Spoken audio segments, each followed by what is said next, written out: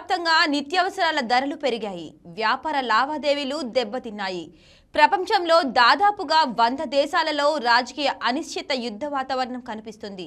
Russia, Ukraine మధ్య యుద్ధం, Israel, పాలస్తీనా మధ్య సాగుతున్న పోరు ప్రపంచ దేశాలకు కంటి మీద నిద్ర లేకుండా చేశాయి.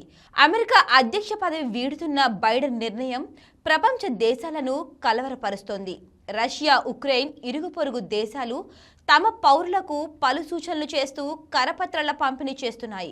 మరో 2 నెలలలో పదవీకాలం ముగియనున్న అమెరికా అధ్యక్షుడు జో బైడెన్ రష్యా, ఉక్రెయిన్ యుద్ధానికి సంబంధించి తీసుకున్న ఓ నిర్ణయం ప్రపంచ వ్యాప్తంగా తీవ్ర చర్చకు, ఆందోళనకు తెరలేపింది.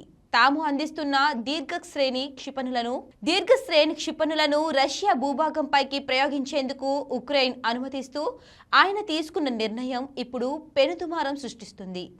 ఇది 3వ ప్రపంచ యుద్ధానికి దారి తీయొచ్చునా అనే ఆందోళనలు వ్యక్తమవుతున్నాయి. రష్యాపై దీర్ఘశ్రేణి ఆయుధాల వినియోగానికి పశ్చిమ దేశాలు ఆమోదం తెలిపితే నాటో, అమెరికా, ఐరోపా దేశాలు నేరుగా యుద్ధంలో పాల్గొన్నట్లే అని భావిస్తామని రష్యా అధ్యక్షుడు పుతిన్ స్పష్టం చేశారు.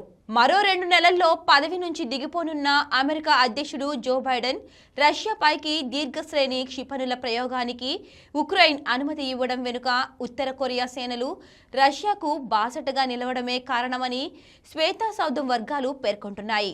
మరోవైపు తన నిర్ణయాన్ని బైడెన్ సమర్థించుకున్నారు. ఉక్రెయిన్ సార్వభౌమత్వాన్ని కాపాడేందుకు కట్టుబడి ఉన్నామని పునరుద్ఘాటించారు.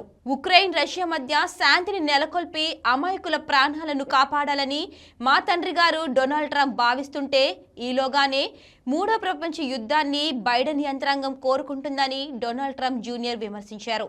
అధ్యక్షుడి చర్య ఉద్రిక్తలను మరింత రెచ్చగొడుతుంది అన్నారు.